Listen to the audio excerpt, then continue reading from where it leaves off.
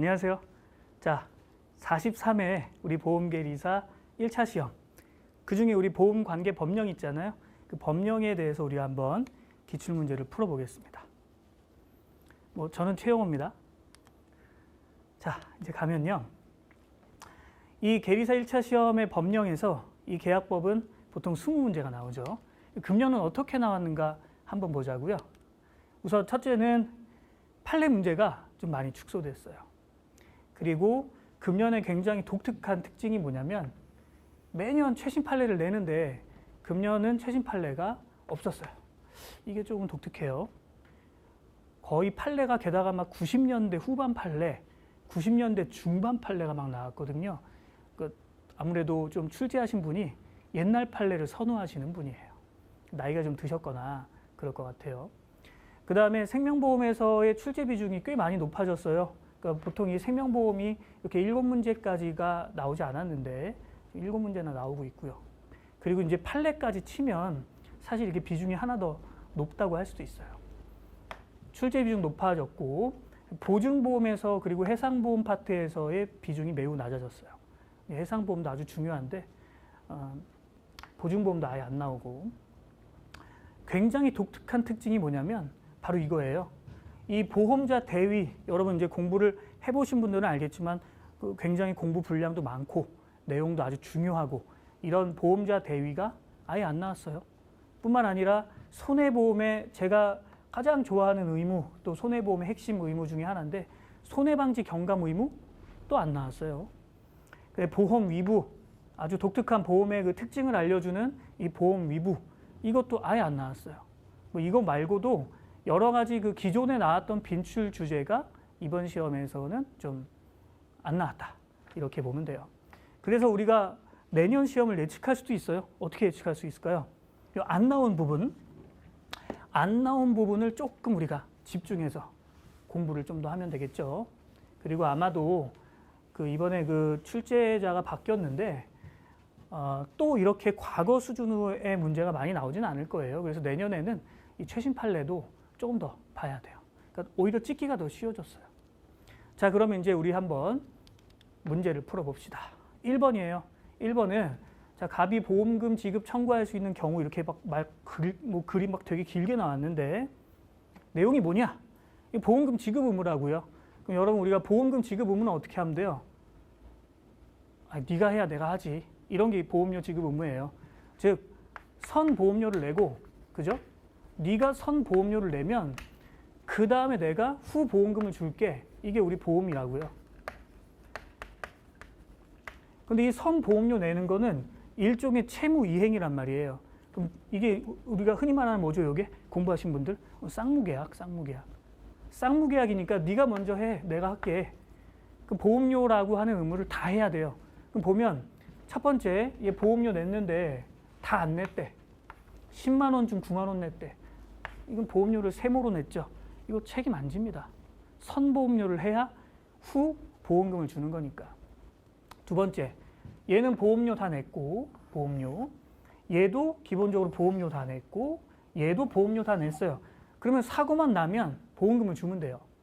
자, 그런데 이제 얘네들로 가면 어떤 내용이 되냐면 여러분 공부했던 승낙전 사고담보거든요. 승낙전 사고담보는 뭐예요?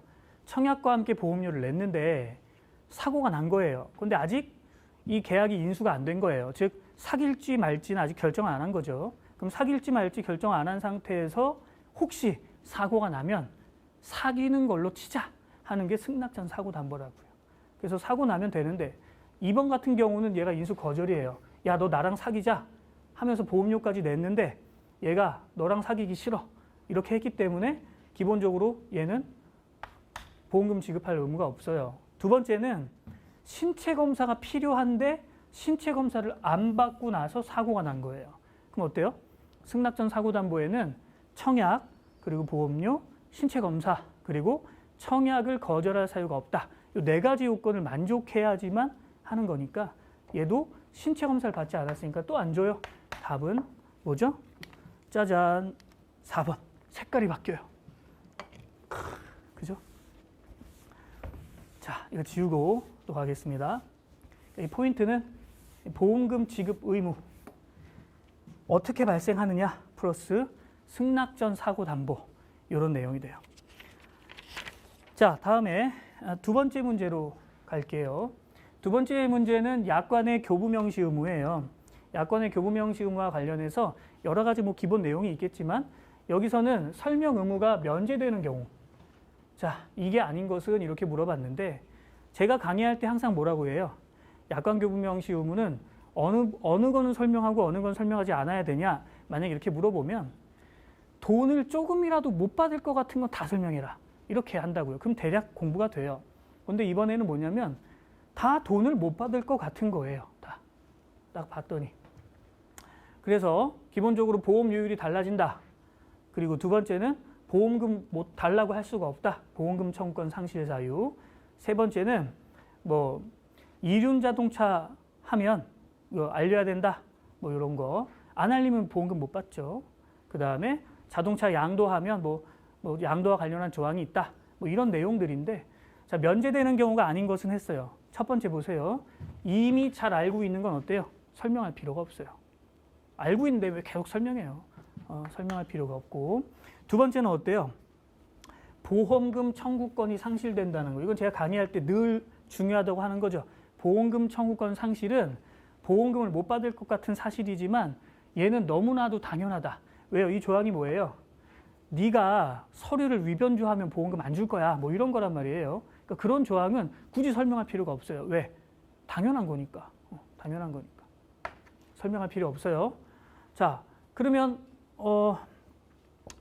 그다음 뭐예요? 세 번째, 이륜 자동차를 사용하게 된 경우에 이를 알려야 된다.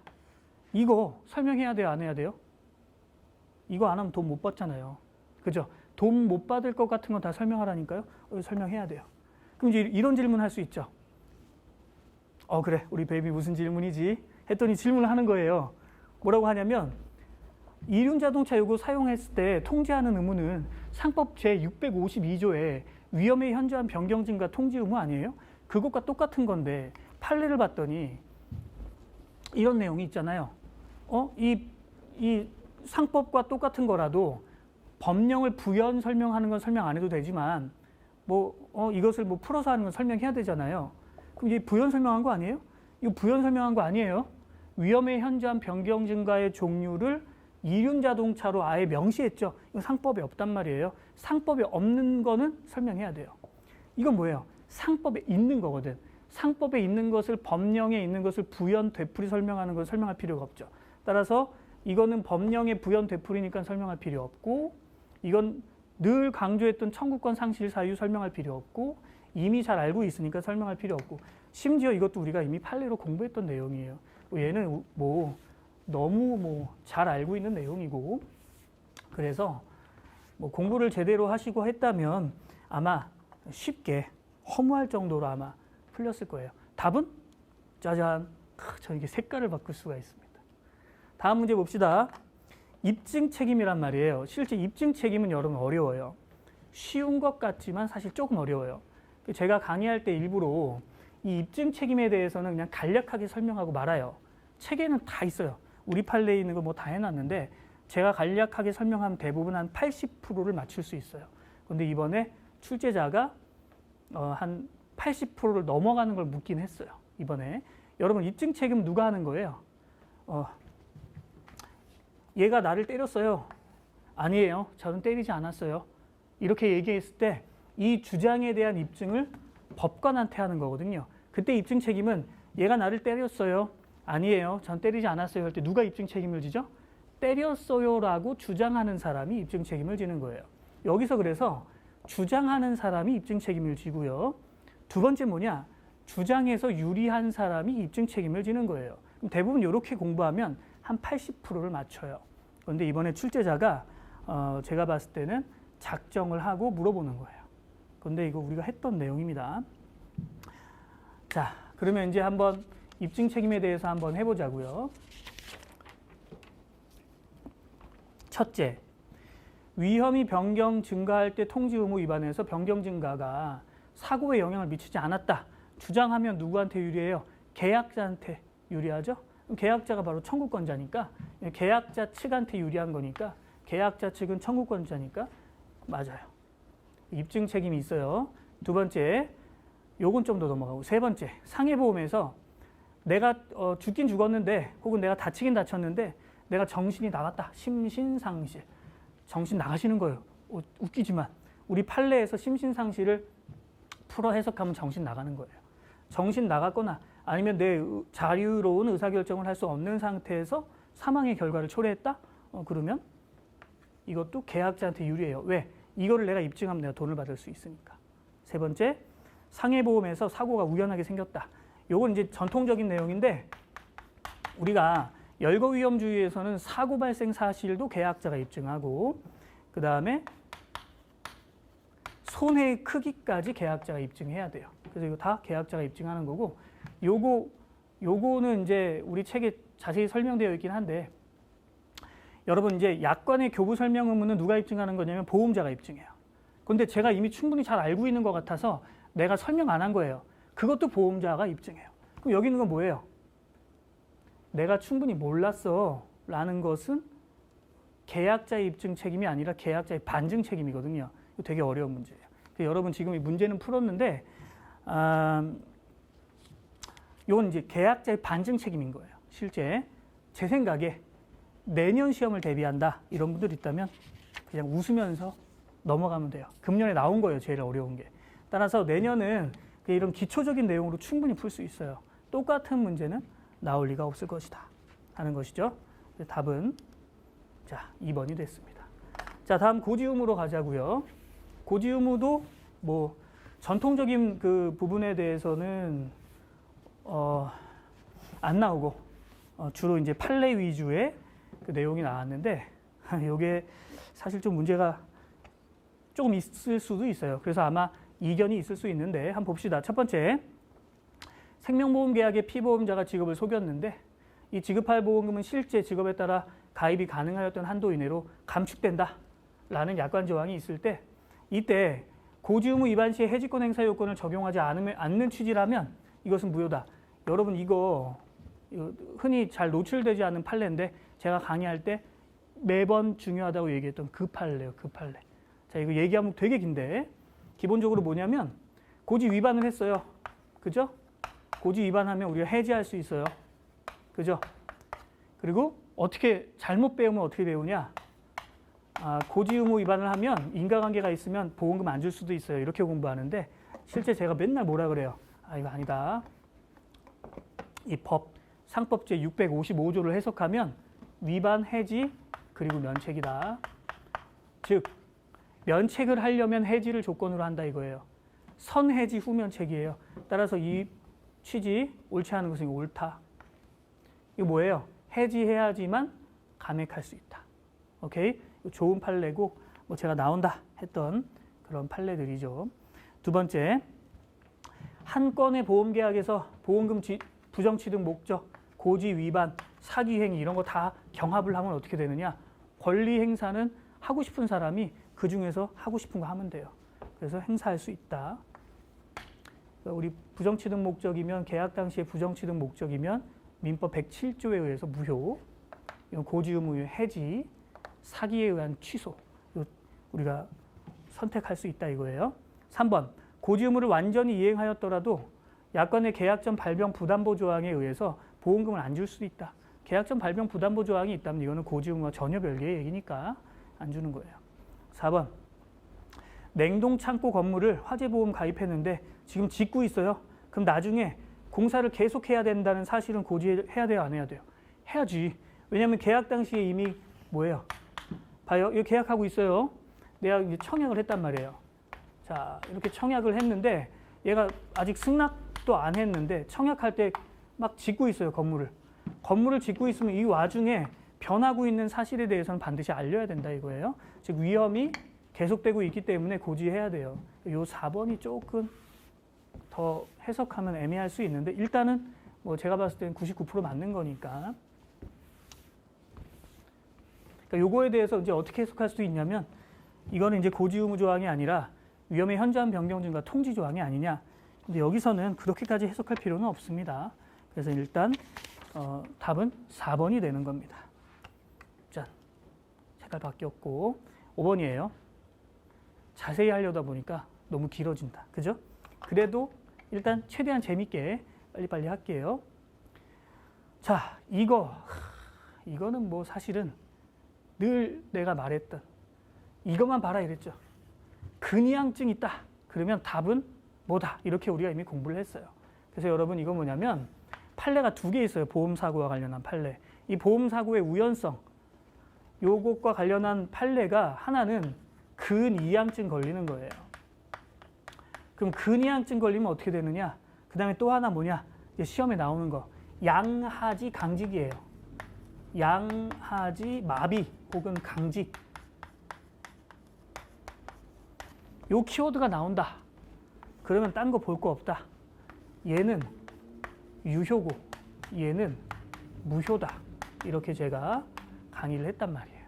물론 이거 이제 설명을 하면 길어지니까 기본적으로 근이항증 걸리고 사망 또는 1급 장애를 조건으로 하면 유효고 양하지 마비인데 장애보험을 조건으로 하면 무효다. 뭐 이런 거예요. 그럼 여러분 이제 내려가면 답을 그냥 보면 돼요. 얘는 근이항증이 뭐야? 키워드죠. 그러면 뭐예요? 얘는 유효다라는 말이 나와야 돼요. 유효다. 그러니까 보면 쫙 보면 유효해요. 그리고 실제 우리가 판례 연습 같이 해봤지만 고지 의무 위반의 문제는 된다. 말 그대로 나왔다 그냥. 그죠? 그래서 얘는 그냥 뭐 거의 우리가 연습했던 그 자체입니다. 그래서 근이항증은 유효다. 뭐 우리가 다음 시험을 대비한다면 양하지 마비 이런 키워드로 공부할 게 많죠. 자, 그 다음에 6번이에요. 자, 이 6번은 기본적으로 소멸시효예요. 소멸시효. 소멸시효는 어떻게 하느냐? 자, 소멸시효는 어떻게 공부했어요? 사고 발생 시점 또는 안때예요. 여기서 사고 발생 시점 또는 안때가 답인 거예요. 이거는 문제는 좋은 문제입니다. 그러니까 이분이 비교적 최근 판례 하나 낸 게 이거예요. 자, 보면 첫째. 당사자 간의 보험금 지급이 약정 기간이 있든 간에 그 기간이 경과해서 소멸시효가 진행한다. 이건 소수설이고 소멸시효는 뭐라고요? 사고 발생 시점 또는 안때. 틀렸고. 두 번째. 내가 보험금을 달라고 했는데 보험회사가 못 주겠다는 거예요. 왜? 그랬더니 야, 보험금 지급 책임이 없어. 이거 자살이야. 이렇게 얘기한 거예요. 그래가지고 내가 그걸 믿고 있었어. 믿고 있었는데 그거 잘못 알려준 거죠. 그걸 믿고 있었는데 나중에 뉴스 봤더니 거기서 이거 받을 수 있다라고 뉴스가 나온 거예요. 이게 사실상 장애가 소멸했다. 그러면 사실상 장애가 소멸한 때부터 시효기간이 진행한다? 저는 이러한 견해지만 판례는 아니다. 제가 우리 얘기해 줬죠. 그럼 판례 위주로 공부해야 되니까. 이렇게 주장하는 학자들은 있어요. 우린 지금 판례니까. 세 번째. 보험사고 발생 여부가 불명하지 않아서 과실 없이 사고의 발생을 알 수 없었던 때에는 사고 발생을 알았거나 알 수 있었던 때로부터 진행한다. 이거네. 그죠? 사고가 발생한 때 또는 알았던 때. 3번이에요. 4번. 책임보험에서 약관이 달리 정한 경우가 아니라면 책임보험에서는 손해배상 청구를 받은 시점에서 소멸시효 진행한다? 이건 아니에요. 책임보험도 사고 발생 시점에 소멸시효가 진행하고 약관에서 달리 정하면 청구 시점으로 할 수 있어요. 이거 우리가 청구기준 증권이라고 부릅니다. 자, 다음 문제로 가자고요. 타인의 사망이에요. 타인의 사망을 보험사고로 한다. 그런데 이 타인의 동의 서면에 대해서 전자문서 요건으로 옳지 않은 것은 했는데 이제 우리 시행령에 있는 거죠. 이 타인의 동의를 서면으로 할 수 있는데 이 중에서 이 말도 안 되는 거. 뭐 이런 거 당연한 것 같잖아요. 외울 것도 아니라고요. 전자문서에 이런 거를 적어라. 전자서명을 할 때는 직접 만나서 본인임을 확인하고 전자서명에 위변조할 수 있는지 해라. 우리 하잖아요. 인터넷에서 거래할 때 공인인증서로 한다거나 그런 어떤 타인의 동의 서면을 확실히 해라 했는데 마지막 봐요. 요거. 보험업법도 아닌데 보험계약법에서 이 금융위원장이 뭔가를 고시하거나 이런 거 없어요, 여러분. 보험계약법은 상법이죠. 상법은 기본적으로 금융위원장이랑은 아무 상관이 없는 거예요. 보험업법 가야 금융위원장이 나오죠. 그죠? 여러분 힌트는 우리 법령 공부하실 때 계약법에서는 금융위원장이 나올 리가 없어요. 그냥 법원이 나오든가 법무부 장관이 나와야 되고 보험업법에서는 항상 금융위원장이 나와야 되고 근퇴법에서 항상 누가 나와야 되냐? 고노장이 나와야 돼요. 고용노동부 장관. 그러니까 이걸 한번 낸 거예요. 그래서 틀렸죠. 자, 이건 뭐 언급할 내용이 아니라 워낙 간단한 거니까 답은 4번이고요. 약관 대출 나왔는데 와, 이거 참 옛날 건데 이건 논의가 거의 끝난 건데 논의가 끝냈는데 거의 이제 한 번 더 확인하는 차원에서 냈어요. 제 생각에는 약관 대출이 몇 년 전에 한 번 나왔어요. 이미 그때 제대로 했어. 근데 이번에 또 나왔다? 제 생각에는 2021년에는 거의 100% 안 나올 것이다. 이렇게 생각해요. 2021년 대비하는 사람은 사실은 공부를 안 해도 된다. 근데 우리가 정리하는 차원에서 보면 이건 좀 어려웠어요. 왜냐하면 약관 대출은 지급보험료 합계가 아니라 해지환급금의 합계 범위에서 하는 거예요. 이거는 사실은 계약법이 아닌데, 그죠? 네. 그 다음에 두 번째, 현행 생명보험 표준약관의 규정은 상법을 수용했다? 상법에는 약관 대출이라는 게 없죠. 그죠? 벌써 두 번째 게 틀렸고. 세 번째, 약관 대출의 법적 성질은 우리 책에도 있죠? 선급금이다. 이건 맞는 거예요. 여기 맞았다. 그럼 보험자의 약관 대출 채권을 양도, 입질, 압류, 상계할 수 있다? 약관 대출이 별개의 권리가 아니라 선급금이기 때문에 이게 일종의 권리가 아닌데 양도하거나 상계하거나 할 수 없어요. 그래서 상계 불가하다. 이렇게 정리하면 돼요. 그래서 저거 하나니까 답은 한 개, 1번. 이렇게 되겠죠. 최대한 빨리 재밌게 하려고 하는데 이 시간에 제한이 있다 보니까 여러분 뭐 재밌는 얘기를 못 하겠네요. 그죠? 자, 이 문제. 이거는 이제 중복보험과 관련한 건데 이거 작년에 나온 그 유형과 유사해요. 그렇죠? 우리 손해사정사 시험에서. 자, 이거는 우리 계리사에서는 이거 작년에 낸 걸 또 낸 건데 이건 공부를 좀 많이 해야 돼요. 공부를 많이 해서 이거를 이해하면 풀리는데 뭐 그렇게 어려운 건 아니에요. 기본적으로는 키워드가 이거예요. 보험 금액의 한도 내에서 그 연대 책임을 해요. 그 다음에 기본적으로 보험 금액에 비례해서 보상 책임을 져요. 중복보험일 때 이거 물어보는 거예요. 이거. 그러면 실제 사고가 1000이 났는데 요 사고에 대해서 지금 을병정이죠. 이 사고에 대해서 을병정이 보험에 가입해요. 자, 보험에 가입했는데 얼마씩 가입했지? 400, 600, 1000을 가입해요. 이게 보험 가입 금액이에요. 최대한 빨리 하고 싶은데. 근데 일부 보험은요, 여러분 금의 가대 비율, 보험 가입 금액의 보험 가입에 대한 비율, 가지고 금의 가대 비율이기 때문에 사고 발생한 손해 1000에다가 기본적으로 요 비율로 책임을 져요. 얘도 1000에다가 가입한 비율, 얘도 1000에다가 가입한 비율이죠. 얘는 비율을 사실 넣을 필요가 없죠. 이렇게. 그러면 보험금액 한도 내에서 연대 책임지니까 얘는 어떻게 돼요? 그 400, 얘는 600, 얘는 1000에 책임을 지는 거죠. 그렇죠? 그럼 얘는 400, 600, 1000. 요 연대 책임을 지고요. 보상 책임은 어떻게 하냐? 요 비율로 보상 책임을 져요. 요 비율로. 그래서 을 같은 경우에는 총손해 1000에다가 요 비율은 뭐예요? 4, 6, 10이니까 20이잖아요. 20분의 4. 얘는 1000 곱하기 20분의 6. 얘는 1000 곱하기 20분의 10. 요렇게 책임을 지는 거예요. 그럼 얘는 뭐 나오겠죠? 얼마 나와? 200, 300. 이렇게 나오겠죠. 요걸 답으로 낸 거예요. 그래서 이제 이 질문을 보험금액 한도 내에서 연대 책임은 을, 병, 정의 4, 6, 10 이렇게 하고 그 보험금액에 비례한 보상 책임은 을, 병, 정의 2, 3, 5 이렇게 책임진다. 이렇게 보시면 돼요. 답은 그것을 갖고 하면 답은 4번이 되는 거죠. 옳지 않은 것 찍은 거니까. 자, 다음 상법상 각종 비용 부담 봅시다. 상법상 각종 비용 부담을 이제 여기서 이제 이 문제는 되게 좋은 문제고 종합 문제인데 공부를 이제 열심히 하시고 또 이제 제가 중요하다 했던 부분을 캐치하셨던 분이라면 눈에 다 보여요. 일단 첫째, 증권 작성 비용은 보험계약자의 부담으로 한다? 누구의 부담으로 해요? 계약자의 부담으로 하죠. 맞아요.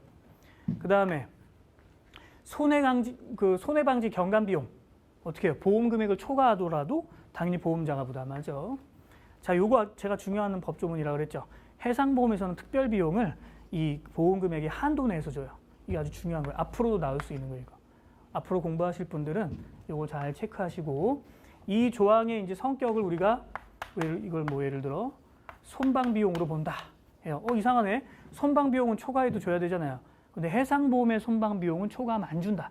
이게 사실은 다음 시험에서도 중요한 거예요. 4번 책임보험에서의 이 재판의 필요 비용, 이거 방어 비용이죠. 이 방어 비용은 보험 금액을 초과하는 때에도 부담해야 된다 이렇게 되는데 지시가 있으면 초과하는 때 주고 지시가 없으면 초과할 때 안 준다. 이렇게 우리가 정리를 하죠. 기본적인 내용이에요. 사실 공부를 좀 하시면 약간은 허무할 수도 있어요. 답은 이제 4번이 되는 거죠. 10문제 풀었어요. 자, 11번째 집합보험에 관한 설명이다. 이건 정말 그야말로 허무한데 1번이 틀렸어요. 왜냐하면 집합보험에 관한 규정은 손해보험 통칙에 있다? 화재보험 편으로 가서 있어요. 즉 각칙에 있는 거예요. 각칙. 벌써 틀렸어. 그 다음에 이건 맞는 얘기죠. 집합된 물건은 다른 사람의 보험 목적에 포함된 것도 한 것으로 본다. 두 번째, 이 피보험자의 가족이나 사용인을 위해서도 체결된 것으로 본다. 세 번째, 이건 포인트가 뭐예요? 사고 발생 시에 현존한 물건을 그 보험 물건으로 친다. 이런 내용들은 이제 전통적인 내용이고 실제 이거는 질문은 집합보험인데 화재보험 파트에서 시험이 나온 거예요. 뭐 우리 계리사 쪽으로 보면 내년에는 이거 나올 리가 없어 보이고 나온다면 화재보험을 뺀 다른 쪽을 내겠죠. 보증보험을 낸다거나 그러겠죠. 화재보험에서 이제 위험보편의 원칙을 한 번 더 물어볼 수 있는데 그건 이제 과거 시험에서 한번 물어봤죠. 자, 그래서 11번 답은 1번이 되었어요. 네. 12번.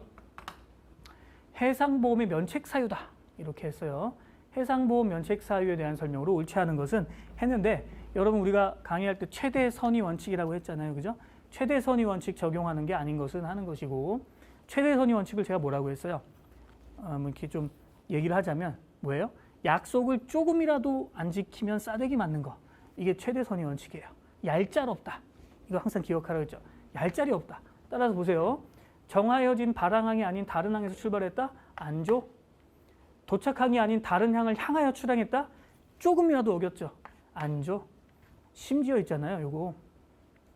다른 항을 향하여 출항하기로 선장이랑 이렇게 선원들끼리 야 우리 원래 인천 가기로 했는데 보라카이 가자. 이렇게 의사결정을 딱 하죠. 그럼 하늘에서 촥 열리면서 누가 나타나요? 보험회사가 나타나서 안 주는 거예요. 출항하기로 결정한 때부터 안 주는 거예요. 결정한 때부터. 3번. 항로 이탈하면 안 주지. 그런데 돌아왔다고 누가 용서해줘. 이런 게 어딨어. 얄짤 없는데. 따라서 이건 틀렸네. 그러니까 안 줘, 안 줘. 그러니까 이건 X가 아니라 안 준다. 안 준다라는 X예요. 맞다, 맞다. 지문은 맞고. 얘는 지문이 틀렸다 이거죠. 자, 그 다음에 4번째. 정당한 이유 없이 오늘 출발하기로 했는데 내일 출발한대. 그러면 갑자기 하늘에서 나타나요. 안 줘. 이렇게 하는 거예요. 이게. 그래서 4번도 맞는 지문. 틀린 건 이 3번. 이것도 사실은 좀 공부를 좀 강의를 좀만 들어도 굉장히 쉽고 너무나도 허무한 문제죠. 어떻게 보면 굉장히 고마운 문제예요. 그러니까 이번 그 계약법에는 허무한 문제가 꽤 많아요. 공부를 좀 하면. 자, 그 다음에 책임보험. 이것도 제가 중요하다고 했던. 이게 보통 법조문을 잘 설명을 안 하는데 특히 1번 같은 경우가 굉장히 제가 중요하다고 했던 거예요. 이건 뭐냐면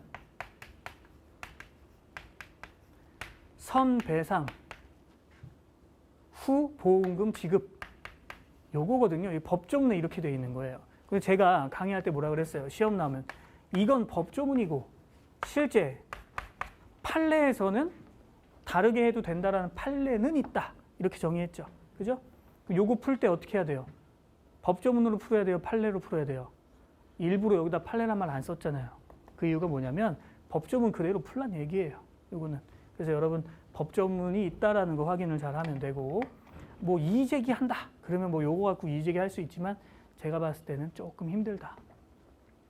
두 번째, 제3자는 피보험자가 책임을 질 사고로 입은 손해에 대해서 보험금액의 한도 내에서 직접 보상 청구할 수 있다. 사실 이 문제가 많은 게 직접 보상 청구하는데 제3자가 보험회사한테 이 청구하는 게 보상 청구가 아니라 배상 청구거든요. 사실은. 보험금을 달라고 하는 게 아니거든. 왜냐하면 이 출제하신 교수님이 제가 봤을 때는 연로하셔요. 연로하시다 보니까 옛날 얘기를 지금 하시고 계시는 거거든요. 이거 사실은 그 직접 보상 청구한다는 말 때문에 아마 이게 좀 신경이 좀 쓰여요. 제가 봤을 때 좀 완벽한 문제는 아니에요. 그렇지만 뭐 일단 직접 보상 청구한다, 오케이. 이걸 빼지 그냥 직접 청구한다 이러면 되는데 요즘에 이런 말 안 쓰는데 좀 문제되는 말이에요. 3번, 제3자가 보험자에게 직접 보상을 청구할 때, 이것도 그냥 직접 청구할 때 보험자는 피보험자가 그 사고에 관하여 가지는 항변으로 대항할 수 있다. 할 수 있다. 4번, 요거 관련해서 이제 원래 금년에 아주 중요한 A급 판례가 있었는데 그게 안 나온 거예요. 이걸 내면서도 심지어. 내년에 아마 나오겠죠. 4번, 제3자가 보험자에게 직접 보상을 청구했을 때 보험자는 피보험자에 대해서 가진 항변으로 대항할 수 있다. 이렇게 되어 있죠. 자, 그래서 뭐 이런 내용이 있고 지금 이제 상법에 대해서 얘기하고 있으니까 지금 이런 것들은 문제가 없는데 상법상 명시적으로 규정하고 있지 않은 것은 하는 건 요거죠. 자, 그 다음에 14번으로 갑시다. 이제 우리가 이제 생명보험인데 생명보험은 갑은 배우자 을을 피보험자로 하고 뭐 상속인을 했다. 이것도 정말 옛날 얘기인데 요즘엔 잘 나오지 않는 파트인데 갑은 배우자 을을 피보험자로 하고 상속인을 보험수익자로 하여 병과 생명보험 계약을 체결했고 갑이 을을 살해해요. 그러니까 기본적으로 이거는 계약자이자 동시에 수익자가 피보험자를 이제 사망에 이르게 하는 거예요. 그래서 이제 갑이 계약자고요. 그죠? 을이 피보험자예요. 그리고 먼저 자식인가 누군가 있겠죠. 다른 수익자겠죠. 얘는 나중에 상속인이기 때문에 수익자예요. 수익자 1, 수익자 2 이렇게 있는 거예요. 그런데 계약자가 고의를 저질러서 이 피보험자를 죽였죠. 계약자이자 동시에 수익자가. 그때 어떻게 되느냐 했는데 1번, 갑이 보험 수익자를 상속인과 같이 추상적으로 지정하면 이것은 상속 재산인데 상속인 중 일부를 구체적으로 성명을 특정하여 지정하는 경우에는 이것이 뭐 고유 재산이 된다. 이렇게 했는데 여러분 보험금은 기본적으로 다 상속 재산이에요. 두 번째, 병은 갑을 포함한 모든 상속인에게 보험금을 지급해야 된다. 즉 보험회사는 모든 상속인한테 지급할 필요는 없고 갑을 제외한 나머지 상속인, 선의의 수익자한테만 지급하면 되죠. 갑은 지급보험금의 범위 내에서 병은 갑에 대하여 보험대위를 한다. 생명보험에서는 보험대위 같은 거 없죠. 답은 뭐예요? 선의의 수익자한테는 보험금을 주고 그리고 악의의 수익자한테는 보험금을 주지 말아라. 이렇게 해서 답은 4번. 꼭 나온다고 했던 파트죠. 그죠? 다음. 이것도 원래는 요즘 판례도 있는데 같이 낸 건데 자, 동일인이 다수의 계약을 체결했다? 이에 대해서 옳지 않은 것은 했어요. 이 동일인이 다수의 계약을 체결했을 때 사실은 최근 판례로 냈다면 키워드는 뭐냐면 간접 증거가 키워드예요. 여기서는 간접 증거 갖고는 하나도 시험을 내지 않았어요. 최근 판례에서는. 앞으로 여러분 공부할 것은 뭐냐면 다수의 계약을 체결했을 때 계약이 무효가 될 수 있는데 어떻게 하면 무효가 되냐? 민법 제107조에 의해서 무효가 되는 경우가 있다. 부정취득 목적으로 계약을 하는 거예요. 이때 이 무효를 하려면 간접 증거만으로 된다. 이거 좀 생각해 놓으세요. 내년 시험 A급. 미리 제가 예언해 봅니다. 자, 그럼 1번. 계약자가 다수의 계약을 통하여 보험금을 부정취득할 목적으로 했다면 이건 민법 107조 무효다. 맞는 거예요. 근데 여기 뭘 해라? 간접 증거로도 무효로 추인할 수 있다. 이거 중요한 거다 이거죠. 자, 두 번째. 보험자가 생명보험 계약을 체결하면서 다른 계약의 존재 여부를 청약서에 기재하여 질문하였다 하더라도 다른 계약의 존재 여부 등 계약적인 위험은 그 고지 의무의 대상이 되는 것은 아니다. 요거는 사실 문제가 있다. 이거는 문제가 있는데 옛날 판례만 갖고 있기 때문이에요. 뭐 틀린 말은 아닌데 기본적으로 우리 상법에서는 청약서에서 질문한 사항은 중요한 사항으로 추정한다라는 지문이 있기 때문에 그 지문에 의해서 오케이. 사실 좀 세모다 사실은. 이거 문제가 좀 있어요. 3번 손해보험 계약이 있어서 동일한 계약의 목적과 동일한 사고에 관하여 수개의 계약을 어쩌고저쩌고 하면 각 보험자에 대해서 통지해야 된다? 뭐 통지해야지 당연히. 중복보험 통지 의무. 손해보험에 있어서 중복계약을 체결한 사실은 고지 의무의 대상인 중요한 사항이 아니다.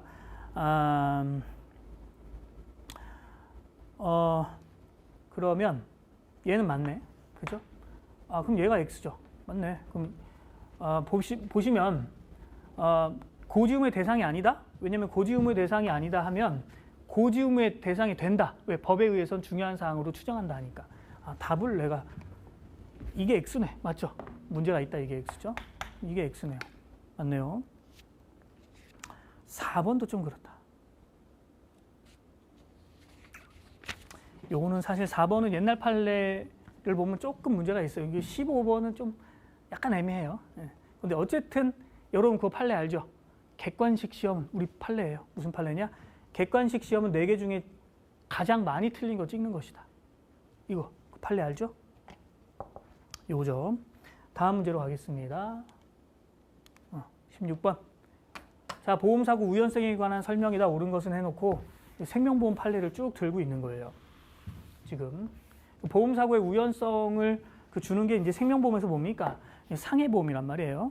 이 상해보험에서는 어떻게 보느냐 하는 건데 이거 우리 했던 거다. 이거 다 했던 거 판례. 첫째, 술에 취했는데 승강장 선로로 내려갔다. 그럼 중과실이 있어도 보험약관에서 말하는 우발적 사고에 해당한다. 우발적 사고는 고의가 아닌 사고예요, 여러분. 고의 아닌 거. 고의가 아닌 거 뭐라 그랬어요, 제가? 우연한 거라 그랬죠. 그죠? 그러면 이제 얘가 술 취해가지고 지가 승강장 선로로 내려가서 전동 열차에 부닥쳤다? 이거 우발적 사고예요. 우발적 사고. 다른 판례도 있죠. 일단 여기까지만. 두 번째, 자유로운 의사결정을 할 수 없는 상태에서 죽었다. 자기가 막 신들려가지고 죽었다. 아니면 이렇게 술 취해가지고 스스로 자해를 했다. 이런 경우에는 우발적 사고다? 맞네. 우발적 사고니까 우연하죠. 급격하고 우연한 외래 사고를 보험사고라는 상해보험에 가입한 피보험자가 구토물을 했다. 구토물이 이제 기도를 막아서 죽었다. 이것도 우연하다. 다 했던 판례다. 요거는 우리가 안 했던 판례인데 요거는 90년도 판례예요. 이거 제가 일부러 책에서 뺀 건데 요즘에는 요거랑 좀 견해가 다르거든요. 그래서 아마 일반 학원 같은 데서 여러분 막 이의제기 한다 그랬을 때 요거 갖고 이의제기 한다는 사람이 있었을 거예요. 근데 이제 기본적으로 얘가 청약일 이전에 암 걸리면 청약을 거절한다 이거예요. 그러면 이제 근데 보험금 주는 게 뭐냐면 암보험도 있고 상해보험도 있다 이거예요. 그럼 청약 거절할 사유가 암이니까 상해는 줘야지 이거예요. 상해는 줘야 되냐 안 줘야 되냐 하는 거예요. 뭐냐? 암 때문에 안 준다 그랬으면 암도 무효고 상해도 무효다 이거예요. 그래서 그 조항이 계약을 무효로 한다는 그 조항은 상해보험에도 적용해라 하는 판례인데 실제 있던 판례고 요즘에는 약간 요거랑은 좀 뉘앙스가 달라요. 물론 그 판례가 좀 다르긴 한데 최근 판례는 요거랑 좀 달라요. 그렇지만 요 멘트에 나오는 판례는 맞아요. 따라서 제 생각에는 이의제기를 해도 못 이겨요. 이 판례가 있기 때문에. 그러니까 이거 뭐냐면 쉽게 생각하면 하나의 그냥 통계약에서는 그중에 암 때문에 계약을 해지하든 무효가 되든 전체 다 무효가 되는 건데 이게 특약이 나뉘어 있는 경우에는 그 해당하는 것만 무효가 되는 거예요. 그거 판례를 그렇게 정리하시면 되겠다 하는 거죠. 자, 그 다음에 그렇게 됐고 상법상 보험수익자 지정 변경이다 이렇게 했고요. 자, 상법상 보험수익자 지정 변경에서 첫째, 수익자는 계약자가 수익자를 마음대로 지정 변경할 수 있어요. 동의를 요하지 않고요. 그 다음에 수익자를 않는다 하니까 맞는 거다 이거죠. 동의를 요하지 않고요. 그 다음에 그 사망보험에서 수익자를 여기 읽으니까 너무 아파서 이거 읽을게요. 사망보험에서 보험수익자를 지정 변경할 때 통지하지 않으면 대항할 수 없고 맞아요. 그 다음에 요 서면 동의해야 된다. 이건 우리가 해석상 그렇게 하는 겁니다. 그렇죠?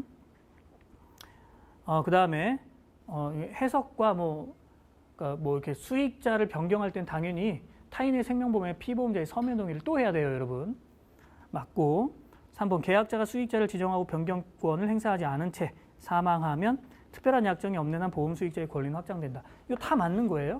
4번이 틀린 건데 보시면 보험 수익자가 보험 존속 중에 사망한 때에 보험 수익자의 상속인이 보험 수익자로 확정되며 이때 보험 수익자의 상속인의 지위는 승계 취득이 아니라 원시 취득이다 했죠.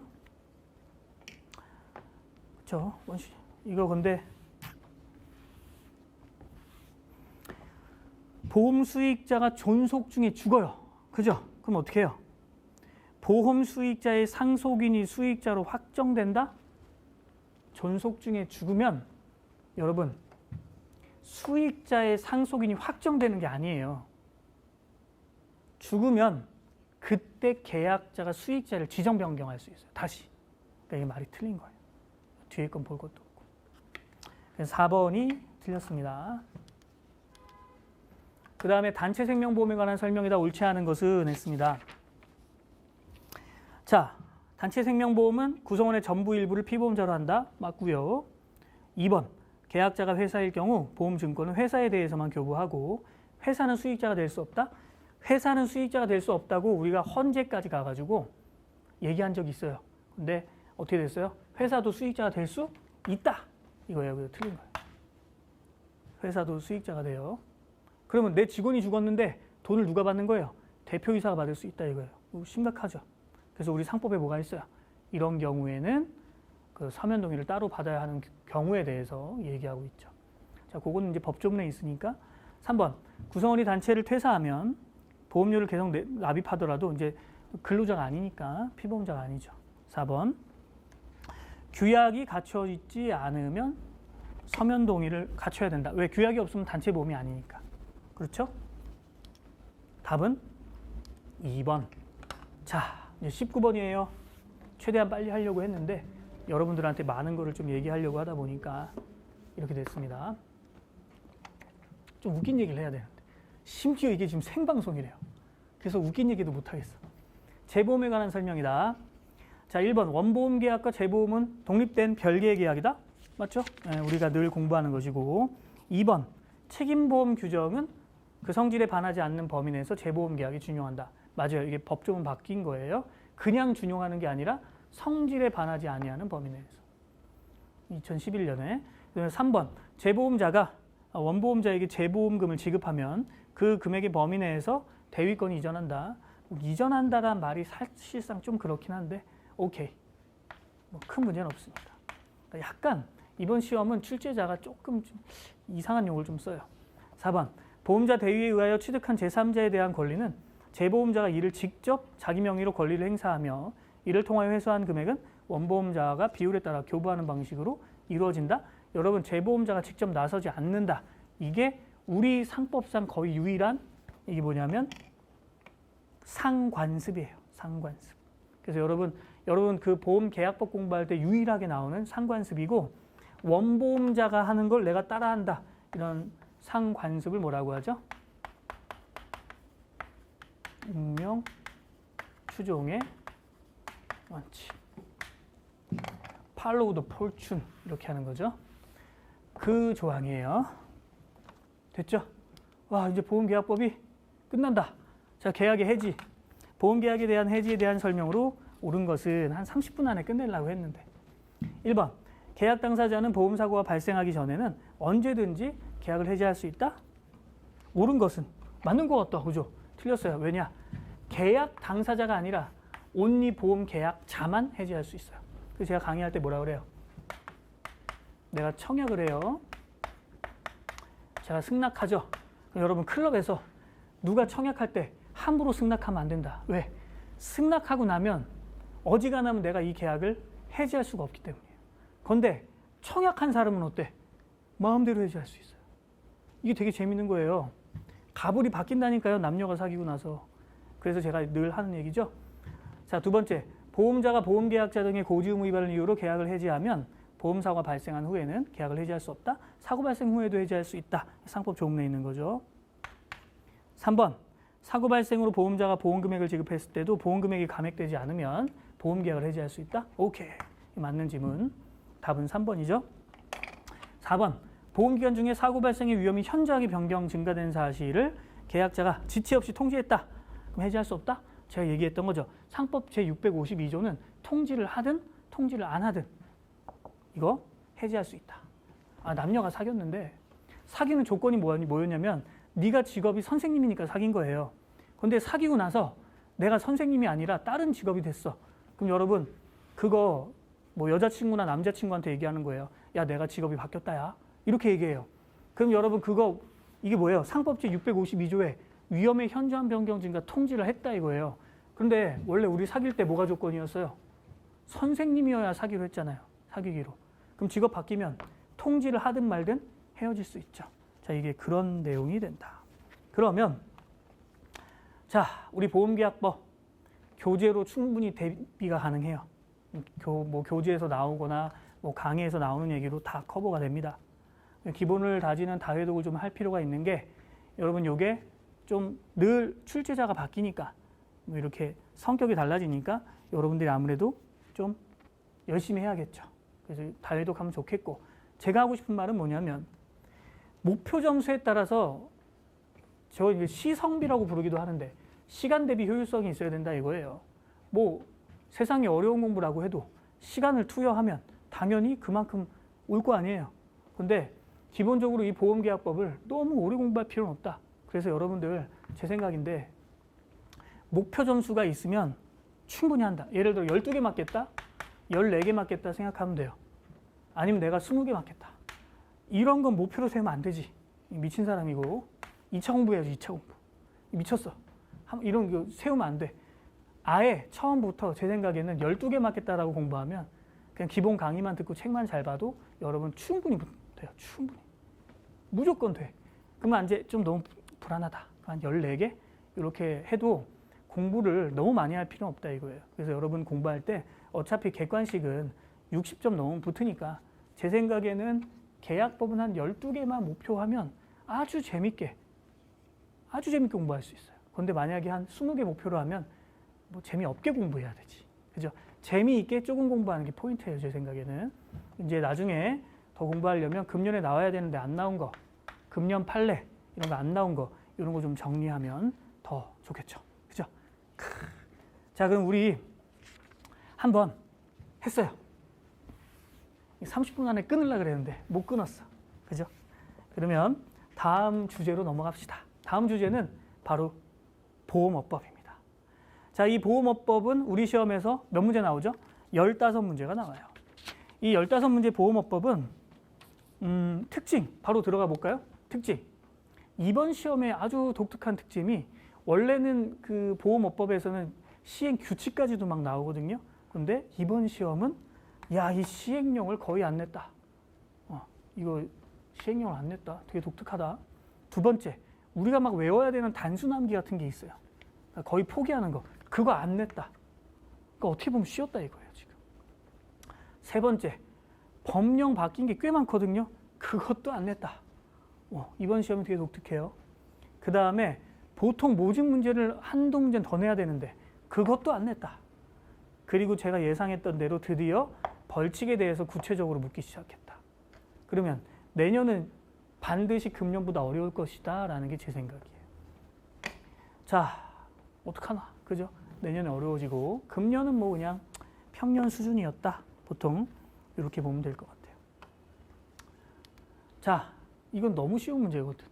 보험업법상 자기자본 합산 항목을 모두 골라라. 그러니까 물론 공부 안 한 사람한테 어렵죠. 쉽다 그러니까 좀 죄송한데 공부를 하면 쉽게 눈에 확 띄는 거예요. 이게. 공부를 하면 포인트가 다 바로 보여요. 왜냐하면 딱 보면 자본 조정이랑 영업권 빼는 거다. 이렇게 우리 이미 공부하거든요. 자기자본에선. 자본 조정이 뭐죠? 여러분 회계학 공부하니까 아시겠다. 자본 조정은 뭐냐면 이게 무슨 자본인지 아직 모르겠는 거야. 그러니까 예를 들어 정체불명의 자본인 거죠. 지금 현재로서. 그런 걸 보통 우리가 자본 조정이라고 하는 거죠. 자본 조정과 분류하기가 좀 모호하다. 이런 걸 보통 우리가 자본 조정이라고 하죠. 자, 이거 모두 골라라. 그러면 답은 가나다. 이거죠. 가나다. 자, 다음 거. 근데 방금 그 문제에선 여러분 그 운용 비율 제한 이런 것도 좀 이제 나올 때가 됐으니까 여러분들 한번 더 생각하고 이번에 문제를 보면서 내년 문제는 조금 더 이렇게 좀 찍기가 쉽겠다라는 생각을 사실은 했어요. 저는. 자, 손해보험 허가 종목을 모두 골라라. 이건 거의 뭐 허무한 수준의 문제죠. 손해보험 아닌 거 찍는 거니까. 그럼 뭐 찍으면 돼요, 이거? 아니, 뭐 이거 상해보험과 연금보험이지. 뭐 이거 상해보험 재산보험이고 연금보험은 생명보험이니까. 이거 틀린 사람 손 들어보세요. 없죠? 이거 아마 공부하는 사람 중에 없을 거예요. 물론 여러분이 손 들어도 전 안 보여요. 네. 그죠? 웃기죠? 손 들라고 하니까 내가 너무 웃기다. 자, 보세요. 두 번째, 외국 보험회사 등의 국내 사무소 금지 행위예요. 자, 이거는 뭐 아주 기본적인 내용이고, 그러니까 보험업법이 금년은 좀 쉬웠어요. 아주 기본적으로 쉬웠고, 자, 원래는 요즘에 굉장히 어려워지는 추세였는데 그 추세가 확 바뀌었어요. 되게 재밌어요. 자, 외국 보험회사 국내 사무소 뭐 한다 그랬어요? 우리나라 와서 시장 조사하는 거예요. 시장 조사해가지고 얘가 우리나라에서 보험 영업을 할지 말지 요걸 하는 거거든요. 따라서 보험 영업하면 안 되지 뭐. 안 되는 거 뭐야. 보험업을 경영하거나 체결을 중개 대리하거나 안 되겠죠. 그럼 당연히 되는 건 뭐죠? 안 되는 거다 하는 건 안 되는 거. 그죠? 안 되죠. 그러면 국내 법령에 저촉되지 않는 방법으로 시장 조사하는 거. 이건 되지. 이건 되죠. 그 밖에 국내 사무소 설치 목적이 위반되는 행위로서 목적이 위반되는 거 하면 안 되지. 이거 지문도 웃기다, 그죠? 따라서 그럼 답이 뭐야? 가나라네. 그죠? 가나라. 시험이 거의 허무해요. 이건 너무 허무한 문제야. 그죠? 자, 그 다음에 보시면 상호에서 정관기재사 나올 때가 되긴 했는데 잘 나왔습니다. 제 기억에는 아마 우리 시험에 상호회사 정관기재가 거의 나온 적이 없어요. 그런데 실제 여러분 우리 상호회사 정관기재를 알려면 기본적으로 민법상 비영리법인은 민법은 다 비영리법인이에요. 그러니까 사단법인, 재단법인 그러는데 민법에 정관기재사항이 나와요. 그럼 여러분 상법상 영리법인 어디 나와요? 상법에 정관기재사항이 나와요. 그럼 상호회사는 뭐예요? 민법도 아니고 상법도 아니고 오직 보험업법상의 희한한 회사거든. 그러니까 우리 법에서 정관기재가 나오는 거예요. 이게 그러니까 앞글자로 보통 외우는데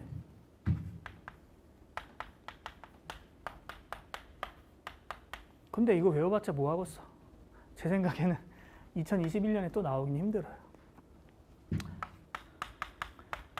그냥 한번 봐요. 그냥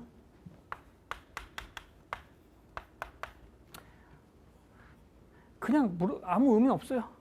이 소총, 종명소총은 누구 것인공? 이렇게 물어보는 거예요. 그랬더니 양해를 구합니다. 이러고 끝나는 거예요. 아무 이유가 없어요. 그냥 말은 그렇게 외우는 겁니다. 종명소총, 객상인공, 양해 이렇게 외우는 건데 뭐 종목, 그죠? 명칭, 소재지, 뭐 기금총액 이런 거 하는 거예요. 객출, 그다음에 뭐 또 뭐야? 다루는 거예요.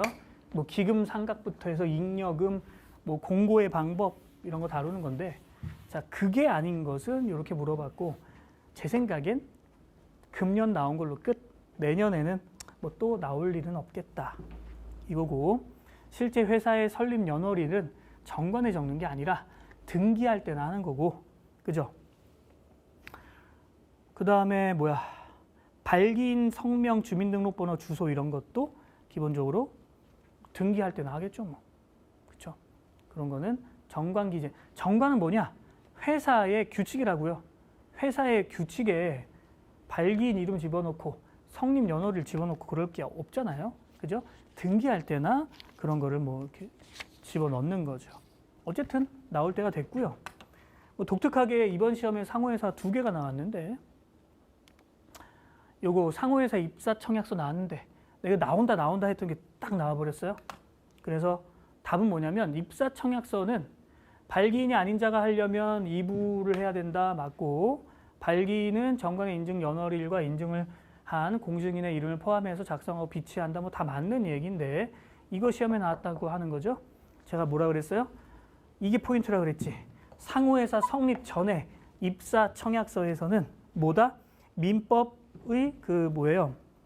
진이 아닌 의사표시를 적용하지 않는다. 그래서 진이 아니면서 내가 의사표시를 했을 때 원래 무효가 될 수 있는데 진이 아닌 의사표시가 뭐예요? 뭐죠? 야, 나 돈 좀 빌려줘. 얼마 빌려줄까? 10억. 아이, 10억으로 되겠어? 100억 줄게. 이게 진의 아닌 의사표시라고요. 그렇잖아요. 우리가 보통 그렇게 얘기하면 진의 아닌 의사표시죠. 무효라고, 무효. 그런데 여기에는 그게 적용 안 된다. 아주 무효로 한다? 무효로 하지 않는다. 이거 나온다 했던 거, 그 완전 적중이다, 이건 진짜. 그대로 나왔어요. 금년 이거 중요해요 했던 거예요. 자, 그 다음에 보험중개사에 대한 설명이다 했는데, 이건 보험중개사에 대해서 기본적으로 여러분들한테 종합적으로 물어본 거예요. 당연히 1번, 중개사는 임직원도 될 수 없고, 뭐 회사, 설계사, 대리점 이런 거 다 할 수 없고. 두 번째, 야, 이건 좀 너무 웃긴데, 중개사 중에 법인보험중개사와 법인보험대리점은요, 그 내부에서 회계 감사 이런 거를 해야 되잖아요. 회계하고 막 그런데. 그 안에서 우리 회사가 잘 돌아가는지 감시하는 애가 있어요. 그 우리가 뭐라고 하냐면 준법 감시인이라고 해요. 이 준법 감시인이 그 IMF 이후에 생긴 건데, 이 준법 감시인에 준하는 사람을 1명 두면 돼요. 아니, 보험회사도 1명 두는데 무슨 법인보험중개사가 2명을 두겠어요. 2번이 틀린 겁니다. 3번, 설계사 위탁 해지하면 다 신고해야 되고요. 4번, 이 중개사가 영업을 하면서 영업보증금을 위탁하거든요. 이 위탁한 부분에서 만약에 손해배상을 했다면 실제 그 부분에 대해서는 나의 손해배상 책임을 면한다. 이런 조항이 있습니다. 그러니까 실제 영업보증금 예탁기간이 어딘가? 금감원. 여기까지 외워놓으면 좋고. 이 파트에서는 이제 종합적으로 물어봤는데 그 내년에는 뭐 물어볼 게 워낙 많아서 어쨌든 이 중개사와 관련한 부분은 또 2번이 답이었죠. 자, 그 다음에 이제 보험회사 또는 모집에 종사하는 자가 변액보험 모집할 때 적합성 원칙에 의해서 질문을 하는 건데, 적합성 원칙은 기본이 뭐예요? 네 연령, 네 소득, 그리고 네 목적, 요거 아는 거예요. 가지고 이제 너 펀드 가입하려고 그러는데 너 연령이 얼마야? 13살이요. 그러면 얼마 가입할 건데? 월 5천만 원 나올 거예요. 이거 안 된다 이거예요. 야, 너 소득이 얼만데? 이게 물어봐야죠. 연령, 소득을 물어봐야 되는데 여러분 연간 소득 묻지 않아요. 월 소득 내요. 왜? 보험료도 월로 내니까. 연령, 소득, 목적 물어봐야 돼요. 그리고 네가 펀드 어디 가입했니? 이런 것도 2가지 물어봐요. 이 집합투자증권 펀드, 증권회사에서 파는 펀드, 이건 다른 보험회사에서 파는 변액보험. 변액보험은 일종의 펀드 비슷한 거잖아요. 펀드. 생명보험 가입했는지는 상관이 없죠. 그죠? 자, 그 다음에 이제 28번 문제. 뭐 어쨌거나 금년에 안 나온 게, 꼭 나와야 되는 게 안 나온 게 뭐냐면 설명 의무가 안 나왔어요. 그래서 아마 우리 2021년 시험 치실 분들은 설명 의무 나올 것 같거든요. 그거 한번 체크하고, 그 다음에 뭐 당연히 있어야 되는데 안 나오는 거, 보험업법 102조, 손해배상 책임 이런 게 아직 안 나왔죠. 자, 모집 관련 준수사항인데 이건 광고할 때 뭐 너무 오인하게 하면 안 된다. 맞고. 자, 이거 다 맞는데 저도 이게 답이 처음에 안 보여요. 이거 되게 치사한 문제인데, 이런 적 없었는데, 여러분 승환계약이라고 해가지고 부당하게 계약을 갈아타게 하면요, 내가 6개월 내에 뭐 할 수 있냐면 부활을 청구할 수 있거든요. 그런데 기존 계약의 체결일이 아니라 기존 계약의 소멸일로부터 6개월이에요. 근데 원래는 그런데 아무 생각 없이 지문을 봤더니 6개월로 보통 내거든요. 이거. 뒤통수를 탁 쳤죠. 그리고 이게 제가 됐다 중요하다고 했던 게 딱 나왔네. 뭐예요? 통신으로 전화해서 계약을 해지하고 싶다. 그러려면 반드시 체결 전에 그거를 미리 동의를 해야 돼요. 계약 체결 전에 이 동의를 안 하잖아요. 그럼 계약 체결하고 나서 전화로 해지할 수 없어요. 왜냐면 그 전화로 해지하는 것을 만약에 폭넓게 열어져 버리면 계약 다 해지해 버리거든. 술 먹고 내가 보험을 왜 가입했지? 하면서 하니까 요거 아주 중요한 법조문이 나왔어요. 그 다음에 4번은 장래 이익 배당하면 안 되고, 그렇죠? 다음. 근데 여러분 벌써 심지어 1시간이 지났어요. 괜찮으세요?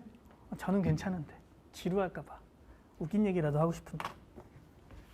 자, 하여튼 이제 남은 문제가 11문제거든요. 보험업법부터 우리 근태법까지.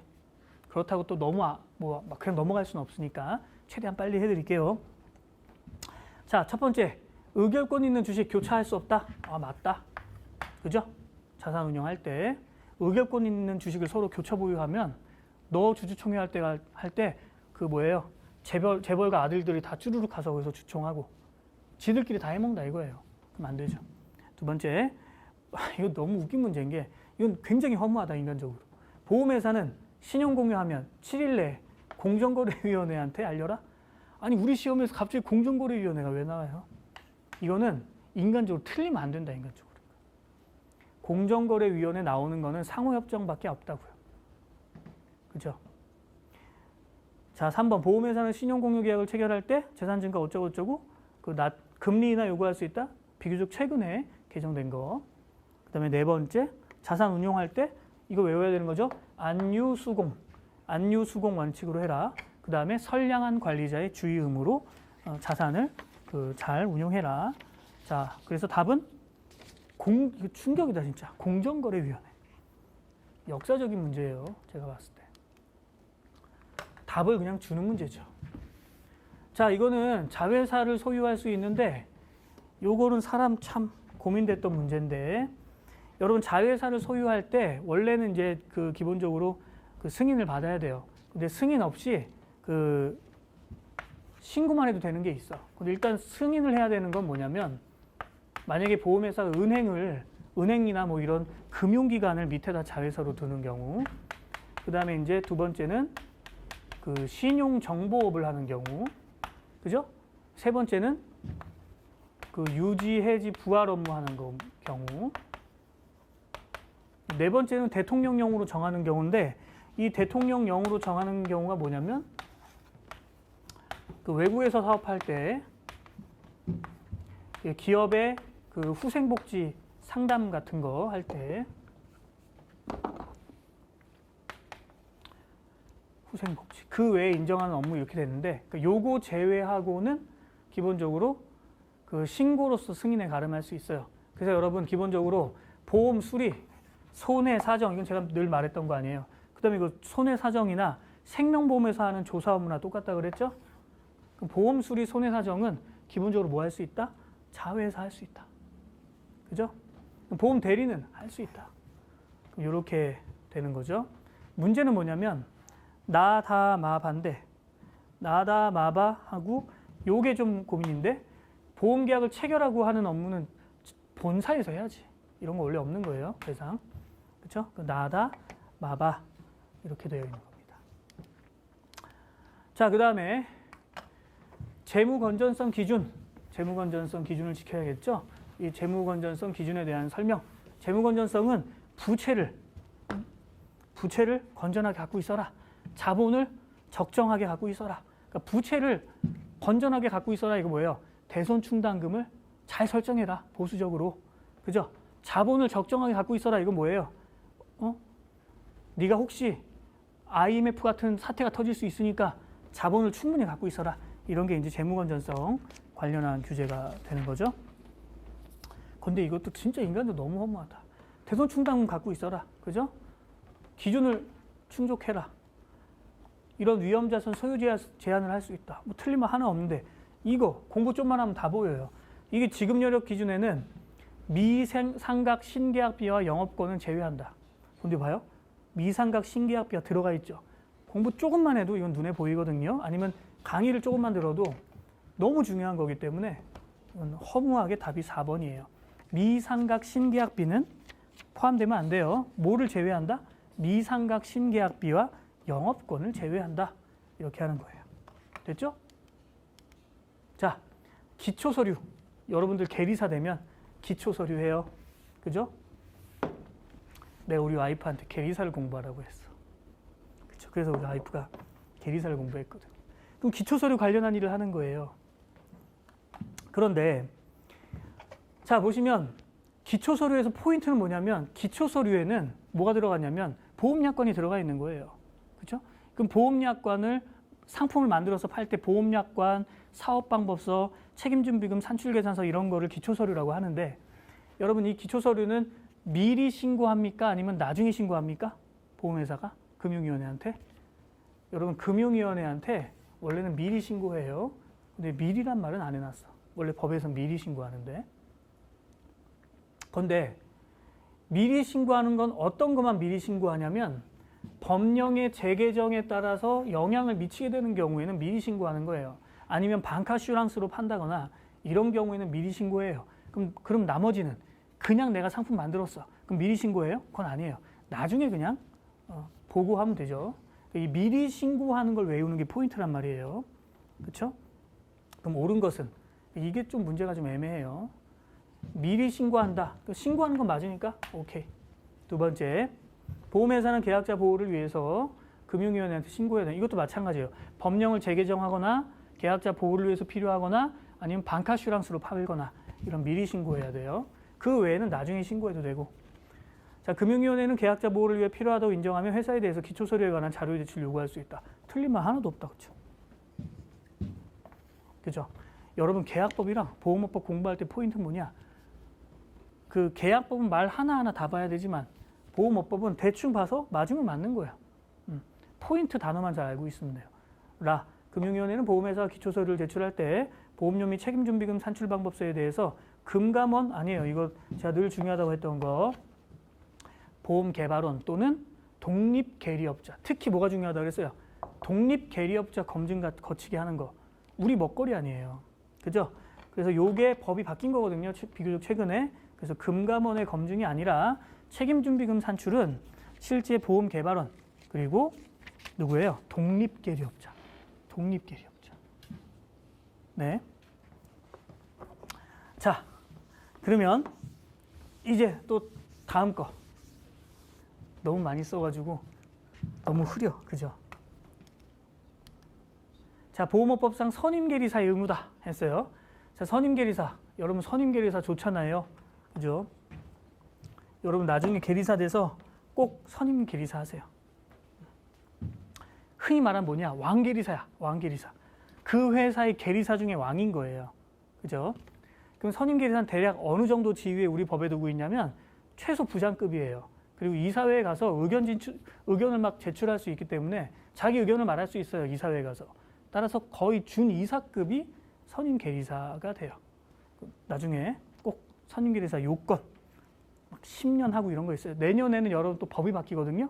내년에는 또 선임계리사 요건을 공부를 해야 돼요. 이제 시행이 되는 시기이기 때문에 내년인가 내후년인가? 내년 같은데. 자, 그럼 선임계리사는 기초서류 관리 기준을 지키는지 점검하고 그 결과를 금융위원회에 보고한다. 제가 늘 강의할 때 늘 중요하다고 얘기했던 부분이죠. 너무 허무하게 답이 1번이에요. 왜냐하면 이 기초서류 관리 기준이 있고 이 기초서류가 법에 위반하는 거예요. 그래서 기초서류 관리 기준을 위반했다 하는 것과 법을 위반했다 하는 게 달라요. 기초서류 관리 기준을 위반하면 왕계리사가 어떻게 하는 거예요? 이사회 가요. 원탁의 기사들이 있는 게 이사회예요. 왕계리사가 이사회에 가서 뭐라고 하는 거예요? 일러 바치는 거예요. 큰일 났어. 이렇게 얘기하는 거예요. 그런데 만약에 그 기초서류가 법을 위반한 걸 내가 발견하죠. 유일하게 우리 법에서 유일하게 회사 직원인데 회사 직원이 어디 가서 얘기할 수 있냐면 금융위원회에 가서 바로 얘기할 수 있어요. 나 선임계리사야, 왕계리사야 해가지고 금융위원회에 가서 바로 일러 바쳐요. 그걸 시험으로 낸 거죠. 뭐 어떻게 보면 너무 허무해서. 두 번째 뭐 배당 적정성 당연히 선임계리사가 하는 거고, 그죠? 그 다음에 뭐 선임계리사는 법령을 위반하면 금융위원회한테 보고하는 것이고, 그렇죠? 자, 이거 나머지는 다 맞는 겁니다. 자, 드디어 두 문제 나왔어요. 자, 보험업법상 요율 산출 기간이다. 앞으로 다시 안 나와요. 왜냐하면 이 보험료율 산출 기간은 정말 몇 년에 한 번 나올까 말까인데 법조문도 몇 개 없거든요. 그래서 빨리 할게요. 2021년에는 안 나와요. 일단 요율 산출 기간은 기본적으로 인가다. 근데 나오면 어떡해? 1% 나올 수 있어요. 인가다. 맞죠? 그 다음에 요율 산출 기간은 당연히 수수료를 받을 수 있다. 요게 지금 2019년 개정된 거예요. 2019년 10월에. 그래서 보험료율 산출 기간은 보유 정보를 활용하여 주행거리 정보를 포함한 나머지 정보를 제공할 수 있다. 이 2019년에 변한 거라서 요거는 어떻게 보면 좀 시의적절하게 잘 낸 거예요. 틀렸죠? 포함해야 되는데 제외한다 그랬으니까. 그다음에 그 제공받은 정보로 전산망 뭐 운영 업무를 할 수 있다. 할 수 있는 거죠. 자, 그다음에 이거 내가 나온다고 한 거 딱 나왔잖아. 아직 한 번도 안 나온 거. 내가 금년에 나온다고 한 거예요. 미수범 처벌. 이게 나온다고 한 거거든요. 여러분, 미수범 처벌 규정이 우리 보험업법 제 197조랑 198조에서만 적용돼요. 그럼 197조와 198조가 뭐냐? 바로 횡령 배임이에요. 형법을 치면. 여러분, 횡령하거나 배임하면 미수범도 처벌돼요. 여러분, 사기죄를 저지르죠? 그럼 사기죄도 미수범을 처벌을 해요. 마찬가지라 이거 횡령과 배임도 미수범을 처벌해요. 여기 횡령과 배임이 아닌 게 답인 거예요. 횡령 뭐예요? 이득을 취하려고 돈 빼는 거. 배임은 뭐예요?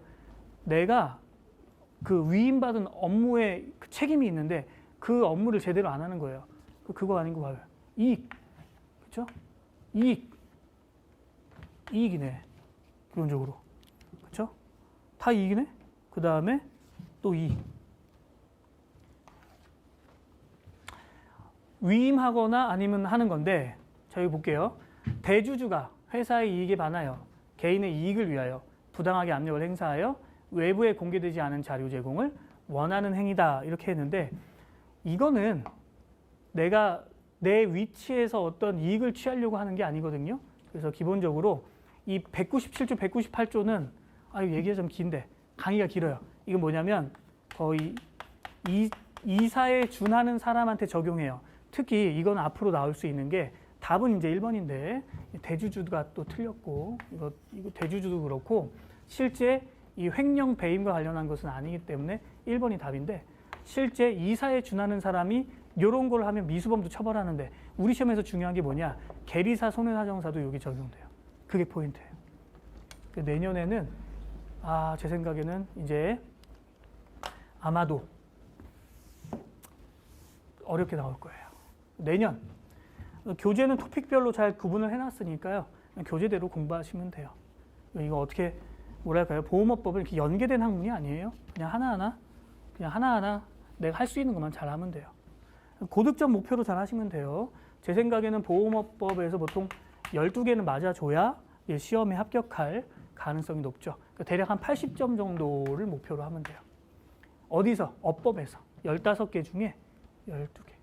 근데 그렇게 공부량이 많이 들진 않아요.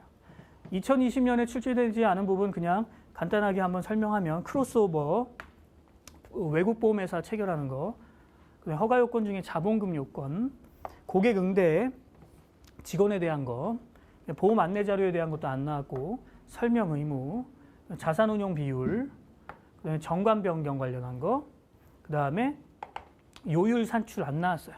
그다음에 금융위가 갖고 있는 명령권 이런 거 안 나왔거든요. 이런 것 중에서 아마 잘 나올 거예요. 제가 매년 잘 맞히잖아요. 특히 2021년부터는 이 부분이 조금 나올 것 같은데 제 생각에는 12개 맞는 게 목표라면 제껴버리는 거예요. 그런데 나오긴 나온다. 정리는 해드리겠지만 그렇다 하는 거죠. 이렇게 해서 드디어 보험업법까지 끝냈어요. 자, 여러분 힘들겠지만 드디어 근태법 들어갑시다. 자, 근태법이죠. 근태법은 많은 분들이 그냥 제껴버리고 가도 되지 않겠어? 이렇게 얘기하는데 제 생각에는 근태법이 보험업법보다 훨씬 쉬워요. 제 생각에는. 훨씬 쉽고 이게 그나마 더 논리적이기 때문에 보험업법은 그냥 외워야 되지만 근태법은 그냥 사실 강의만 들어도 대부분 이건 돼요. 혼자 공부하면 좀 어렵지만 약간 논리만 잡으면 되는 거기 때문에 실제 여기서 5문제 나오잖아요. 제 생각에는 강의 한번 그냥 조금 듣고 책 보면 3문제 맞히는 건 아무 문제도 아니다. 제 생각엔 3문제 맞히면 돼요. 아까 이미 우리가 자 봐요. 계약법 몇 문제 맞기로 했죠 아까? 12문제 맞기로 했죠. 20문제 중에. 딸랑 60%. 그 다음에 계약업법은 아까 우리 몇 문제 맞기로 했지? 한 12문제 맞추게 했죠. 벌써 합격했잖아요. 축하드려요. 거기에 근태법 3문제 맞추면 당연히 합격하지 뭐. 그런데 물론 요 정도로 하면 이제 충분히 합격이 되는 건데, 물론 이제 과목이 여러 개니까, 예를 들어 여러분 중에 난 회계하기 너무 어려워, 나는 법에서 조금 더 맞아야겠어, 이런 분들은 법에 조금 에너지를 좀 기울이면, 근태법은 제 생각에 5문제 중에 5문제 맞으려고 공부하면 안 되고, 제 생각에 4문제는 충분히 맞을 수 있어요. 조금만 공부하면. 그렇게 접근하면 됩니다. 자, 우선 사례형 문제가 보통 하나 나오던 게 2개 나왔고, 그 다음에 시행형 문제도 출제되고 하면서 난이도가 여러모로 상승하고 있는 추세다. 이렇게 보면 돼요. 벌써 보기도 싫은 이 엄청난 지문을 봐요. 미쳤죠, 미쳤어. 그죠? 자, 이건 뭐냐면 이 근태법이 적용되는 적용 범위를 물어보고 있는 거란 말이에요. 그래서 가, 나, 다, 라, 마, 얘네들 중에 근태법 적용되는 애가 누구니? 이런 거 물어보고 있는 거고, 여러분 이미 공부하면 기본적으로 아는 게 뭐예요? 기본적으로 첫째, 일단 이거는 이제 뭐 내기가 좀 애매해서, 이거는 동거 친족만 고용하는 사업, 그죠? 그 다음에 두 번째는 그 계속 근로기간이 그 1년 미만인 애들, 그죠? 이제 세 번째는 그 4주 평균에서 소정 근로 시간이, 그죠? 그 14시간 미만인 애들, 요런 애들, 그 15시간, 여기서 14시간이었죠, 그죠? 15시간 미만인 애들, 15시간 미만인 애들을 제외한다 이거예요. 그래서 이 중에 그 근태법이 적용되지 않는 애 누구냐, 이런 걸 물어보는 것이고, 첫 번째는 얘 계약 기간이 1년 미만이야. 그래서 제외되는 거죠. 얘는 보시면 계약 기간 어때요? 18년부터 19년까지 1년 넘었죠. 근데 뭐 갑자기 뭐 고용보험 어쩌고저쩌고 나오는데, 고용보험 이런 거는 아무 의미가 없고 다른 법이니까 어차피 1년 넘었어. 얘는 되는 거죠. 얘는 지금 계약 기간이 일단 1년 넘었어요. 계약 기간 1년 넘었고 하루 2시간, 토요일 4시간이니까 2 곱하기 5, 10시간, 토요일은 4시간이니까 더하기 4시간. 이렇게 해서 14시간을 일주 평균 일하던 애예요. 근데 매주 평균 2시간 연장 근로했다 했는데, 요거는 좀 애매한데, 결론부터 말하면 이거는 안 돼요. 왜냐면 소정 근로시간은 근로자와 사용자 간에 약정한 거거든. 약정한 건 14시간이에요. 그러면 2시간 된 거 뭐, 이건 연장 근로지, 이렇게 얘기하는 거예요. 근데 여러분 2019년 판례가 있어가지고 요건 조금 그래요. 왜냐면 2019년 판례에 뭐가 있냐면, 제 기억에 그 학원 강사인데, 학원 강사가 주중에 이 15시간 미만을 약정을 한 거예요. 그런데 내가 강의하고 맨날 강의 끝나고 나서 꼭 뭘 했냐면 연장 근로를 한 거예요. 매번 특강을 2시간인가 했나? 몇 시간 해요? 2시간 아니다. 하여튼 해요. 그런데 물론 그 판례에서 중요한 건 뭐냐면, 통상적으로 특강을 했다고 해서 소정 근로에 포함되는 건 아니에요. 그래서 여러분 이거는 실제 그 이의 제기를 하거나 그랬을 때 100% 이긴다는 확신은 안 들어요. 왜냐하면 그 판례에서 왜 그랬냐면, 이렇게 연장 근로를 시키면서 그걸 뭐 출석부에 적고 계속 사용자가 지휘 감독하고 막 이런 게 들어가요. 요건을 갖춰야 이 연장 근로가 소정 근로가 될 수 있거든요. 그러니까 어차피 너무 복잡하게 공부하면 안 돼요, 여러분. 그래서 이거는 아니야. 여러분 공부할 때 너무 복잡하게 깊이 생각하면 안 돼요. 자, 그 다음에 얘는 퇴직했잖아. 퇴직하고 나중에 공개 채용에 합격해서 다시 근로했죠. 얘 봐요. 아직 1년이 안 됐지. 기존에 일한 거는 계속 근로기간이 끝났잖아. 다시 시작하니까 직책도 바뀌었고, 얘는 안 돼. 그죠? 얘도 안 돼. 얘는 뭐냐면 사용자니까. 그렇죠? 자, 답은 1명이에요. 이거 약간, 이건 진짜 출제자 이거 왜 냈나 싶네. 나 같으면 이건 빼겠다. 이 판례를 안 본 것 같아요, 요거. 네, 어쨌든 답은 이건 1명 이렇게 가야겠죠. 자, 그 다음에 B 회사의 인사 담당자가 신입사원 오리엔테이션을 했다. 뭐 이렇게 나왔고, 여기에 대해서 옳지 않은 발언은 무엇인가? 그러니까 이것도 문제가 되게 어려운 게 실제 이 중에 옳지 않은 거 이렇게 적어버리니까 헷갈리죠. 그렇죠? 여기다 이제 만약에 옳은 것의 개수는 이미 사람 환장하는 거고.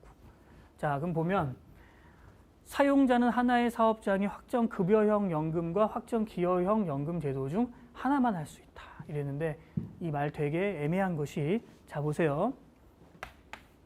근데 원래 뭐 이제 기본적인 개념을 잘 잡으면 어려운 게 아닌데 퇴직급여라는 게 있어요. 그럼 옛날에는 뭐만 있었냐? 옛날에 퇴직금이 있었죠. 오케이? 그런데 퇴직급여 보장법이 만들어져. 그러면서 이걸 없앨 수는 없으니까 퇴직급여 제도를 내는 거야. 오케이? 그런데 이 그 퇴직급여 제도가 몇 개 있어요. 뭐 확정된 베너핏, 영어도 못하면서 영어 쓰면 그렇다. 다 쓰자 그냥, 그죠? 확정 급여형이 있고, 그죠? 또 뭐 있어요? 확정 기여형이 있단 말이에요, 그죠? 그럼 저기서 말 보면 맞는 것 같아요? 하나만 설정할 수 있어요? 아니죠. 중복해서 할 수 있다. 틀렸어요. 이거 중복할 수 있어요. 중복해서. 근데 이제 사원에 따라서 이 내용 중에 뭐 차등하는 건 안 되지만, 뭐 예를 들어 50%는 이거 하고 50%는 이거 할 수 있다고요. 한 회사에서. 그 가는 틀렸어요. 가. 두 급여는 연금이나 일시금 받을 수 있다. 맞고, 어느 제도든 연금은 5년이다. 다 맞네. 자, 라번. 확정 기여형과, 그죠? 확정 기여형과 확정 급여형 퇴직연금 제도는 근로자가 적립금을 운용 방법을 스스로 결정할 수 있다 했는데, 운용 방법을 스스로 결정하는 건 뭐예요? 기본적으로 사용자가 하는 거지, 사용자가. 그죠? 어느 경우에서? 확정 급여형에서. 왜 그러죠? 확정 급여는 사용자가 주는 금액이 확정된 거거든요. 따라서 사용자는 어떻게 해요? 책임 많이 지죠. 그래서 사용자가 뭘 해야 돼? 운용해야지. 네, 이해되죠? 이거는 이해하면 되는 거예요. 그러니까 퇴직급여 보장법은 사실은 뭐랄까, 그 논리를 이해하면 되게 쉽다. 그래서 제가 말하는 게 보험업법보다 훨씬 재밌고 보험업법보다 훨씬 쉽게 붙는다. 이거는 5문제인 게 아쉬울 뿐이다. 그렇게 생각해야 돼요. 이걸 제끼면 안 돼요. 너무 쉽거든 이게. 자, 그 다음에 다음 중 근태법에서 퇴직연금 제도를 설정한 사용자 금지 행위가 아닌 것은 했는데, 당연히 나올 게 나온 거고, 사용자 금지 행위와 또 다음 페이지 보면 뭐가 있냐면 이제 퇴직연금 사업자 금지 행위가 있는데 다 나왔어요. 자, 아닌 것은 했는데 이거는 여러분 공부 좀만 하면 너무 허무하게 보여요. 운용관리 업무를 하는데 필요한 단체 협약이나 근로계약서 등의 자료를 과실로 누락하는 거, 과실로 누락하는 거 실수인데? 틀렸죠. 뭘로 누락해야 되죠? 고의로 누락하는 거니까 답은 금지행위가 아닌 것은 1번이네. 됐고, 나머지는 다 금지행위죠. 아직 확정되지 않은 운용 방법의 수익을 확정적으로 뭐 얘기하거나, 그죠? 자기 또는 제3자의 이익을 도모할 목적으로 운용관리 업무 및 자산관리 업무에 수행계약을 하거나, 이거 당연한 거예요. 그렇죠? 근로자가 낸 돈을 나를 위해서 나의 이익을 도모할 목적으로 하는 거 안 되잖아요. 사업자가. 그죠? 자, 나머지 네 번째도 맞고 하는 것이죠. 자, 39번 문제. 여러분, 지금까지 버티신 여러분한테 정말 감사의 말씀과 대단하시다 말씀드릴 수 있습니다. 자, 근태법 보세요. 퇴직연금 사업자의 책무. 그죠? 퇴직연금 사업자가 누구예요? 돈 굴리는 애들. 돈 굴리는 애들은 사용자를 위하여 해야 돼요? 아니지. 근로자가 낸 돈인데? 웃기는 소리다. 퇴직연금 사업자는 사용자 또는 가입자에게 특정한 운용 방법의 선택을 권유하면 안 된다? 아니, 권유할 수는 있지.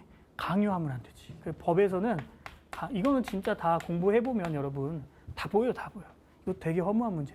개인형 퇴직연금 제도를 운영하는 퇴직연금 사업자는 해당 사업의 퇴직연금 제도 운영 상황 등에 대해서 반기마다 1회는 아니고 1년마다 1회고, 그 다음에 그럼 답이 4번이네. 퇴직연금 사업자는 정당한 사유 없이 퇴직연금 제도의 운용관리 업무 및 자산관리 업무의 수행계약 체결을 거부하면 안 된다. 오, 맞죠?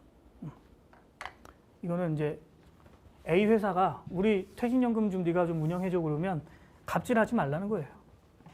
막 나는 자산 운용인데 갑질하지 말라는 거고. 자, 이제 마지막 문제. 원래 1시간 안에 끝내려고 했는데 무려 20분이 늘었습니다. 그래도 열심히 했어요. 여러분한테 조금이라도 도움이 되고자. 자, 근태법상 확정기여형, 그렇죠? 이 확정기여형 퇴직연금 제도에 대한 설명으로 옳은 것은 했어요. 옳은 것. 1번 진짜 웃기다. 확정기여형 퇴직연금은 금융위원회에 신고한다. 여러분 이 사회보험은 다 고용노동부 장관이 원칙이에요. 그죠? 근데 이런 건 시험 원래 이런 사회보험이나 또 이런 거는 다 이런 게 많이 나오죠. 틀렸고. 2번 확정기여형 퇴직연금 제도의 퇴직연금 사업자는 반기마다 그 1회 이상 위험과 수익 구조가 서로 다른 맞아요. 맞는 건데? 이게 맞죠? 이 맞지. 이게 맞고 반기마다 1회인데 대신 3개. 즉 반기마다 3개 중에 하나를 선택하게 해야 돼요. 가지고 3번 틀렸는데 보세요. 확정기여형은 12분의 1을 내야 되는 게 아니라 12분의 1 이상을 내는 거예요. 그러니까 한 달치 월급 이상. 그 다음에 4번째 확정기여형은 이 연금계리 관련해서는 보세요. 일단 운용관리 업무 계약에 대해서는 DC가 됐든 DB가 됐든 다 하는 건데 연금에 대해서는 기본적으로 제외되는 거지. 어디서? 확정기여형에서. 확정기여형. 자, 그래서 이거 틀렸죠. 그러니까 여러분 공부할 때 이건 됐어요. 다 얘기할 수는 없으니까 이제 앞으로 이제 DC형, DB형 뭐 이렇게 나올 건데 기본적으로 누구한테 신고하고 예를 들어 이제 DC형 같은 경우에는 부담금이 어떻게 되고 DB형 같은 경우에는 급여 수준이 어떻게 되고 이런 거를 좀 구분해서 공부를 해야겠죠. 그다음에 이런 적립금 운영 방법 같은 거 3개 중에 하나씩 선택하게 하는 거 그런 거 좀 공부를 해야 될 거예요. 그럼 우리 내년은 어떻게 될까요? 지금 뭐 난이도는 일단 상승하고 있어요. 원래는 좀 쉬웠는데 그나마 조금 어려워졌고요. 근데 워낙 법조문이 논리적이기 때문에 여러분이 논리적으로 공부하면 좀 쉽게 풀 수 있어요. 좀 어렵게 내도. 자, 이렇게 접근을 해야겠고 그 다음에 목표 점수에 따라서 좀 효율적으로 해야겠는데 제 생각에는 3개 맞고 싶냐 4개 맞고 싶냐에 따라 달라지는 것 같고요. 이런 거는 조금 한번 내년에 나올 거예요. 수급권 보호나 이 퇴직금 중간정산제도 나올 때 됐고 개인형 퇴직연금 제도 그다음에 뭐 DC 적립금 중도 인출 이런 거 나올 때 됐어요. 자, 그런데 제 강의가 너무 뛰어났어. 그죠? 그래서 원래는 제가 Q&A를 하려고 했는데 여러분 Q&A가 아직 없어요. 그래서 저의 마음은 언제나 열려 있어요. 그래서 이 자리에서 뭐 이렇게 답변하면 참 좋겠지만 뭐 지금 당장 없으니까 사실 또 제가 이 자리에서 질문했을 때 뭐 저라고 뭐 다 머릿속에 있는 건 아니라서 또 답변을 또 틀린 답변을 할 수도 있으니까 이왕이면 짜잔 여기에다가 그 여러분 질문을 해주시면 돼요. 이게 아무래도 바로 다이렉트로 저랑 연결되는 핫 라인이에요. 그래서 이제 이거 너무 외우기 쉬워요. 저는 76년생 최영호거든요. 나이는 공개하고 싶지 않았는데 메일에 공개를 했어. 미쳤지 내가. 76년 최영호 네이버 이렇게 하시면요. 이러한 뭐 공부나 이런 방법이나 아니면 이런 과목에 대해서나 어떤 뭐 분야든 뭐 사적인 질문은 안 하실 테니까 뭐 이런 거 보험관계 법령 공부하는 내용 관련한 어떠한 질문이라도 제가 성실하게 잘 답변 드리겠습니다. 자, 지금까지 이렇게 들어주셔서 감사합니다. 수고하셨습니다.